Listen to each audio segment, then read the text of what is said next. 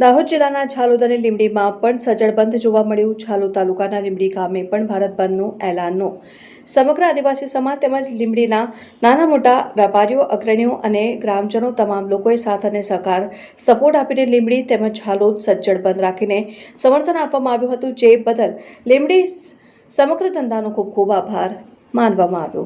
આજ રોજ તારીખ 21/8/2024 રોજ સંપૂર્ણ ભારત બંધનું એલાન કરવામાં આવ્યું હતું। આદિવાસી સમુદાય તેમજ દલિત સમાજ દ્વારા ST/SC એક્ટ સુપ્રીમ કોર્ટના જે બિનજરૂરી ચુકાદો આપવામાં આવ્યો છે તે આદિવાસી સમાજ તેમજ દલિત સમાજના હિતવાહક છે, તે માટે આજે ભારત બંધનું એલાન કરવામાં આવ્યું હતું। તે એલાનનું આજે દાહોદ જિલ્લાના ઝાલોદ તાલુકાના લીંબડી મુકામે આદિવાસી સમાજના યુવાનો તેમજ દલિત સમાજના યુવાનો દ્વારા સમર્થન જાહેર કરી સંપૂર્ણ બંધ પાડવામાં આવ્યું હતું।